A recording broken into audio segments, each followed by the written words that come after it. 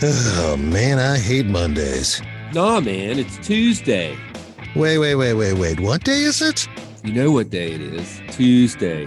Brewsday Tuesday. Oh, fuck yeah! Grab a cold one. It's Brewsday Tuesday, brought to you by the Cellar and Six Pack Store. Here is Huck and Big Nate.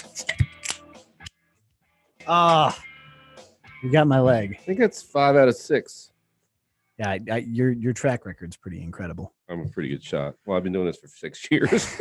Welcome into another edition of Brewsday Tuesday. Of course, tomorrow is Cinco de Mayo. Today Cinco de Mayo. Cuatro De Mayo, and Huck and I are going to celebrate in our Early. own damn way. Because that's how we do things. We just do whatever we want.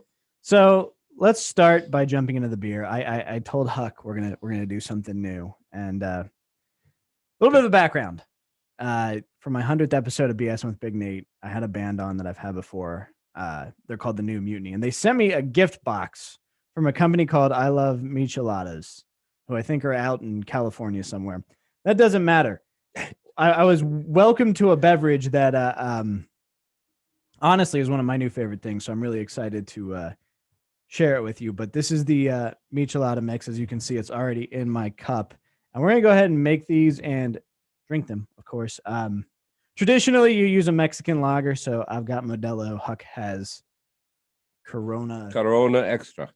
And I already put my stuff in there. So we've already got our mix. All you do, it's real easy. You put your mix in, you pour your beer in. Hopefully, you get a little bit of a nice foamy head. And then the thing that really ties it all together for me, the thing that really makes me love this beverage, right, is the tahini. You open your packet.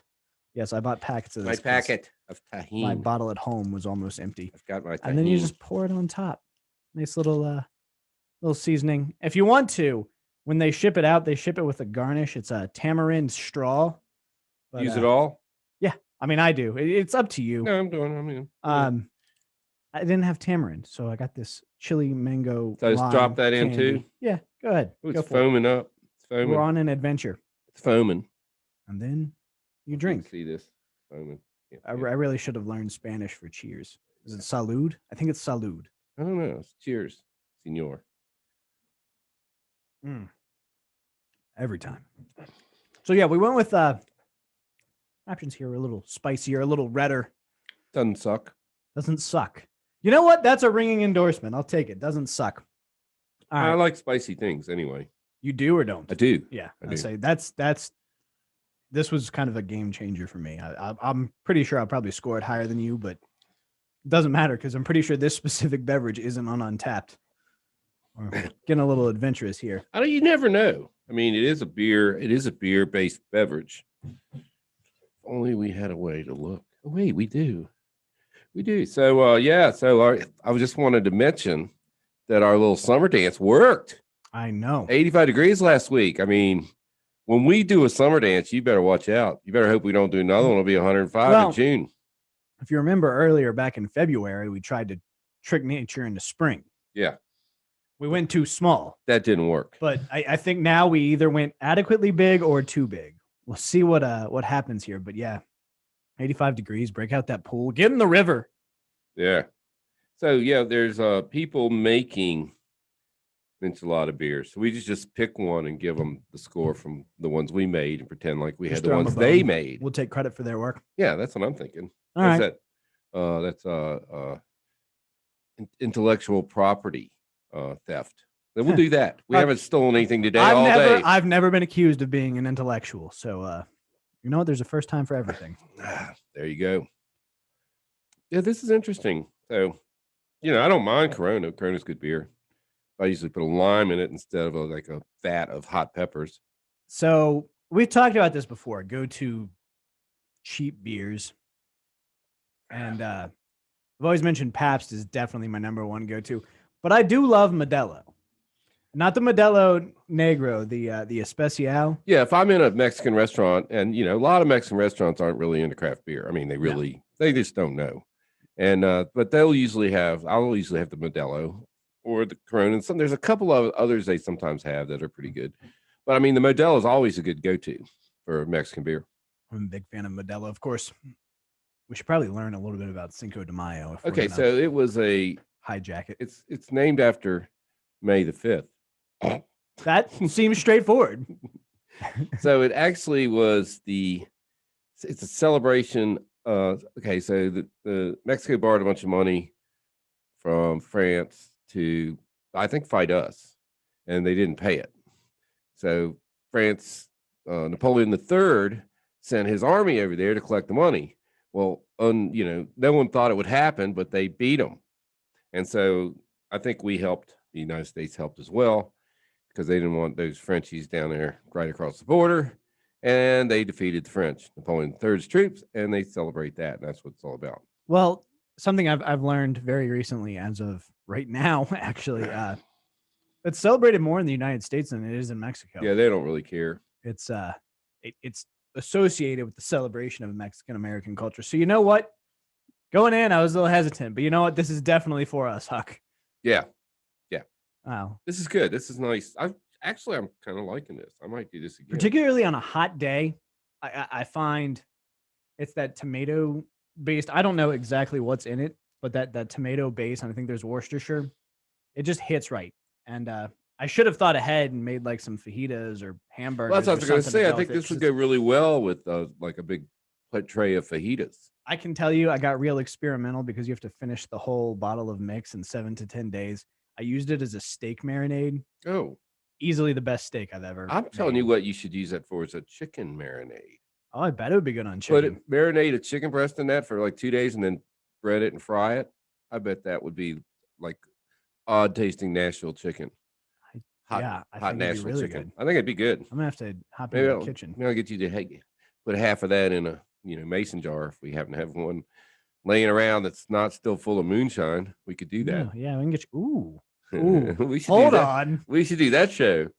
That would be a good show. Mm-mm-mm. So now Cinco de Mayo, it's another one of those, to me, in my perception of it, much like St. Patrick's Day, becomes a drinking, partying kind of holiday. Do you celebrate Cinco de Mayo? Oh yeah, we generally do, but I mean, we look at it more. I mean, we of course would probably have margaritas, but more of a food holiday. Yep.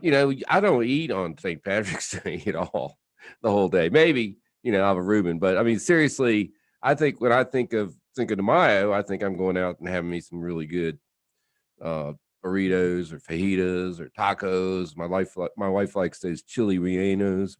I can't say it. I'm a big fan of chili rellenos. That's always my whatever. She loves those, so she'll get those. It's cool. See, it's my favorite food. We probably eat from our local Mexican restaurant at least once a week. And I don't care what you say. Like, people judge eating out. You can make it at home. I have never made a taco at home as good as I have had at a Mexican restaurant ever. Right. And I'm not using like off the shelf seasoning. I'm making my own seasoning blends and like and I think it's the fresh made tortillas. I think that's where it's at. Dear listeners, here's a challenge. I need you to go to your computers right now and search "We Have Food at Home." And just look at 10 or 12 of those memes, and they are hilarious. And the problem with them is most of them are true. Like my wife, I say, "Hey, let's go get a burger." She goes, "We have burgers at home." Like frozen, freezer burn burgers you have to cook. And it turns out our ketchup is 20 years old, and then you shake it and the watery stuff comes. Yeah, no. I want to go somewhere they're going to serve me the food. Well, not only that, depending on how you cook them, your whole house smells like burgers for like the next 12 hours.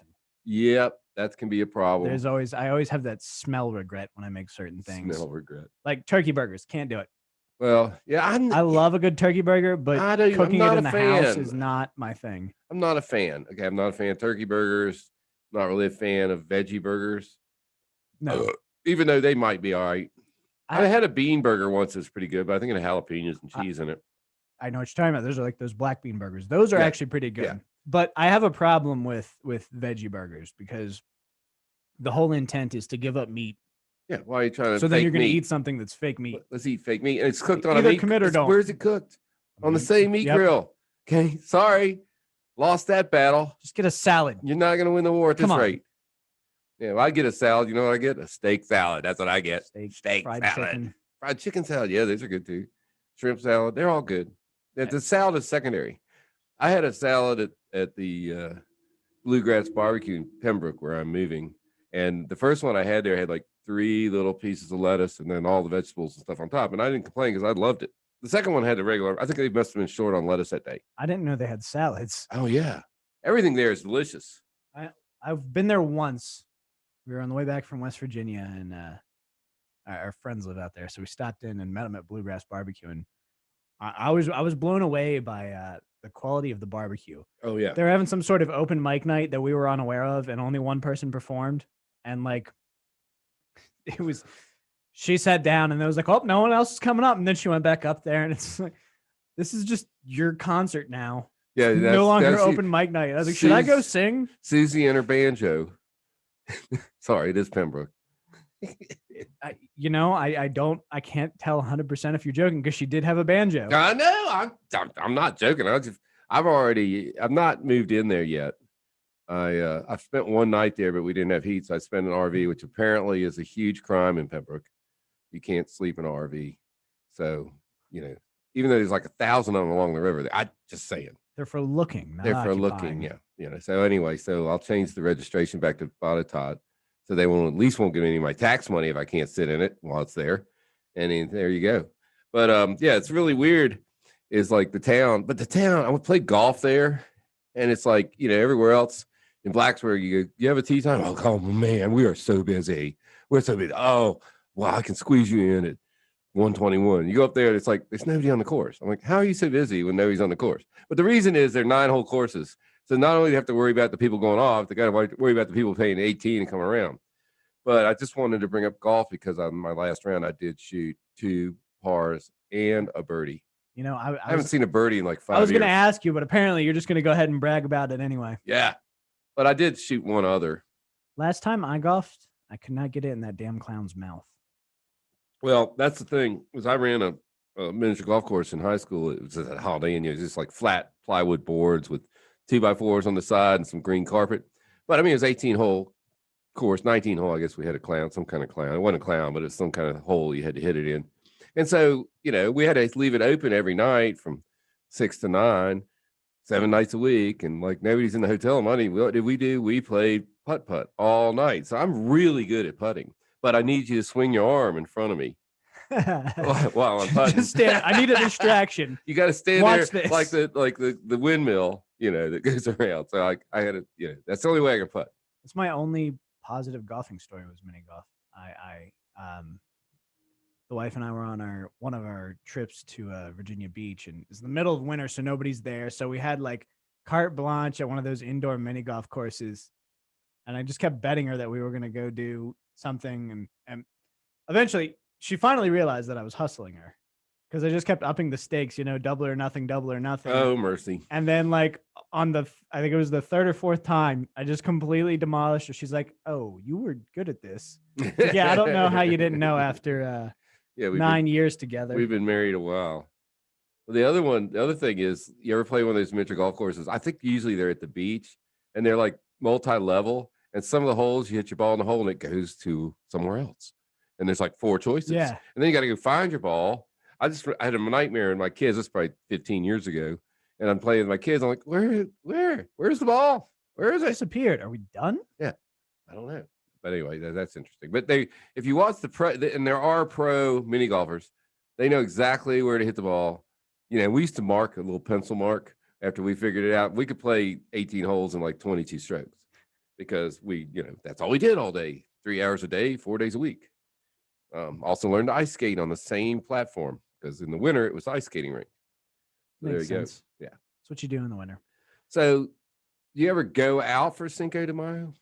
Hey, no. Yeah, see, I don't either, really. I don't usually. I go out for St. Patrick's Day. Well, for me, it's one of those things where I'm probably going to have a few margaritas, and tequila and I don't really do so hot together.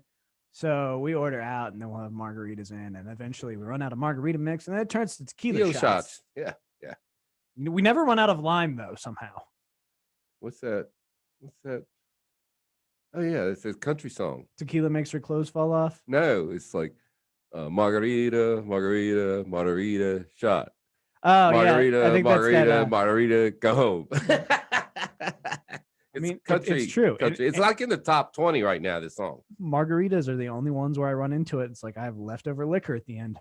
Well, see, we're still doing the low carb thing. So you take your margarita to make a margarita. You take your tequila, and then you can use like lime juice.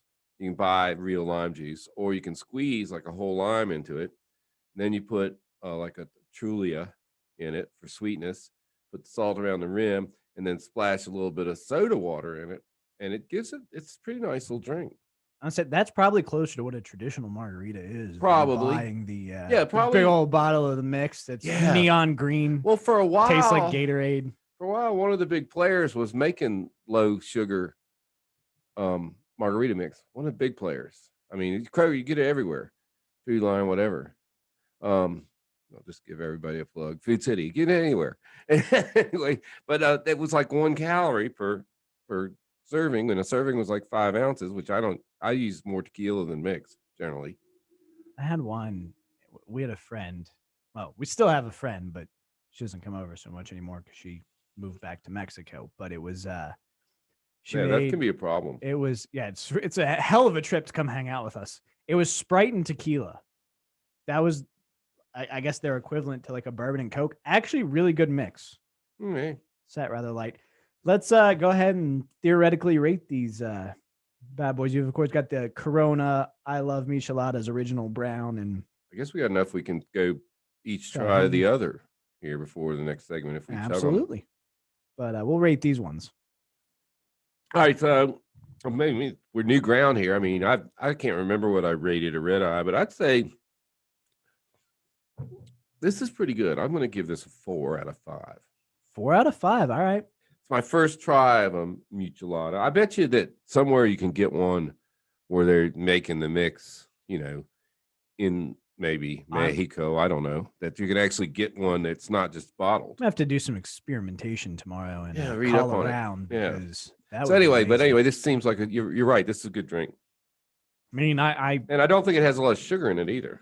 No, it's mostly vegetables. The sugar, I can actually tell you, it is 4 grams of sugar per serving. So I don't know if that's a lot or that's a little. A lot, but is it? Yeah. But I only did a half a serving. It's no fat. Me either. No cholesterol. I'll get some of that. Well, I was say it's probably in the beer, but pretty delicious. I kind of a big fan of it. It's been a staple in my household for the last month or so. So I was really excited to share it with you. For bringing that out. I give it a 5. It's, like I said, it's versatile. You can use it as a steak marinade, possibly a chicken marinade. We'll find out on that. But I'm eating the thing. How is it? Good. I haven't gotten that low yet. All right. Candy. Well, we are going to figure out some music to play here, and then we'll be back with Brewsday Tuesday, brought to you by the Cellar Restaurant and Six Pack Store.